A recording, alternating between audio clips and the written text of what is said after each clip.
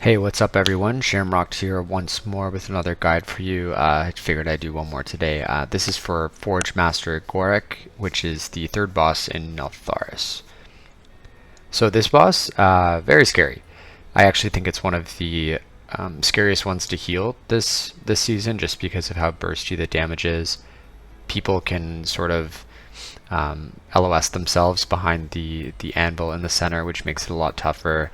As well, it's just the way the fight works. It's kind of scary. It's just like damage event to damage event, and you really only get like about 5 to 10 seconds in between each one to sort of regroup and figure out what you're going to do next. So if you just watched my magma test video I put out, it's the same build. It was actually the same run. So most importantly, I'll point out is that I have pretty much all healing talents spec'd out on the left tree. Not a lot of utility. The only utility I really have is improved Purify Spirit. On the right tree, very important, I do have Flow of the Tides here. I do run that for a couple of dungeons, not all of them, but a few. And this is definitely one of them, specifically for this boss. So Forgemaster Gorek has a lot of bursty damage when he jumps into the center that you need to heal through, and better yet, if you can build up a juicy cloudburst during the time when he jumps in the middle, that's going to help you heal the damage that happens afterwards as well. So yeah, definitely a Flow of the Tides dungeon for me. That being said, I still do run continuous waves, and I also have 2 points in Ancestral Vigor because it is a 23. If it's anything lower, I might take 1 point from here and put it into Stormkeeper. So with all of that, let's get into the fight. Alright, just like always, I have slowed down the video a little bit, and I have an ability tracker in the top left so you can see how I do what I do and follow along a little more closely. It also helps me narrate a little bit better as well. Going into this fight, he has basically 2 phases, well, kind of 3 phases. The first phase, he jumps in the middle and just does an AoE damage to everybody pretty much every second. Then he's going to throw his shield and it's going to bounce between players and put a dot on them. And then the third phase would be when he jumps away and puts the swirlies on the ground. So basically you need to do really high bursty healing when he jumps in the middle, have something to help people out to deal with their dots during that second damage phase, and then the third phase when he jumps out is kind of your chance to regroup, set up for the next damage phase while he puts the swirlies on the ground. So it sounds easy enough, but it's actually a really tough fight. Hopefully you have lust for this fight. Most routes you will have it, but if you don't, you should be fine still. Just means that the first one's going to be a bit harder and he'll last a little bit longer. So for the first set of damage at the beginning, the heated swings that he does, you will have lust for it. I actually think lust is enough to heal through that, but I popped ancestral guidance anyways, just because it's a lot of damage. I didn't want anyone to die during their lust ramp, and so that's why I dealt with that. Then what you do is you put a cloudburst totem down, and that should help you heal with the dots that come out afterwards. And using Flow of the Tides as well as your primordial wave, you should be able to heal through each damage event using 1 cooldown when he jumps in the center, and then using your cloudburst and regular healing to top off with the dots. And then when he jumps away and starts putting the swirlies on the ground, that's your chance to regroup. Make sure towards the end of the swirly, you put a healing rain towards the middle where he jumps in, because that's where your DPS is most likely going to be. And then here's actually where I messed up. I'm not sure why I did this, but I should have popped Healing Tide or Ascendance here, but I didn't. And I actually ended up dying from the damage event that happens when he throws the shield.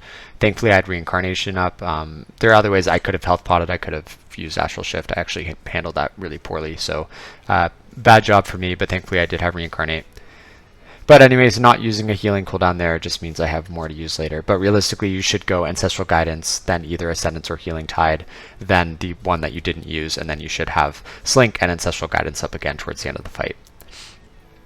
But as you'll see, I'm always putting a Healing Rain in anticipation of him jumping towards the front. This time I popped Healing Wave.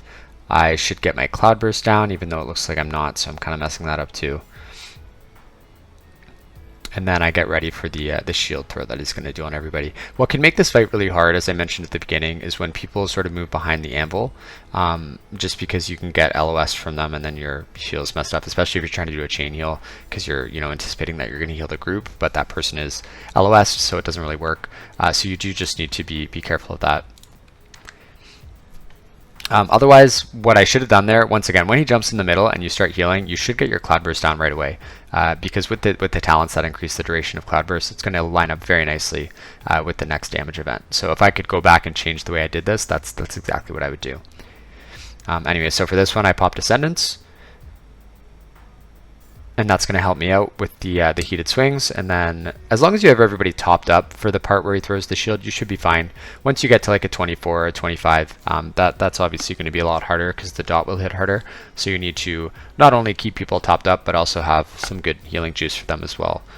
Once again, that's where that juiced up Cloudburst would come in. So on a 23, it's a little bit more forgiving. I'm allowed to make mistakes like that, but once you get 24, 25, 26, you can't make those mistakes.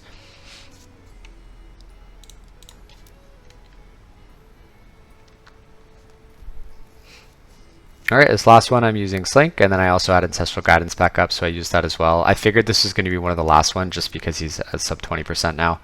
Otherwise, I probably could have saved one of those cooldowns.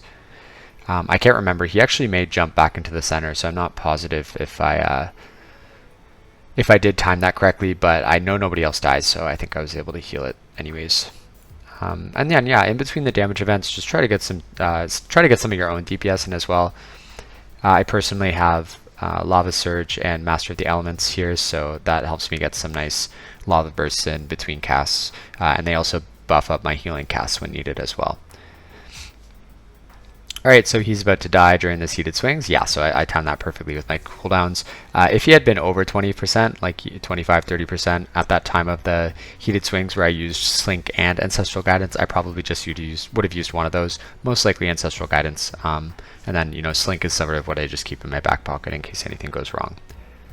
So once again, have a cooldown for every single time he jumps in the middle to do heated swings.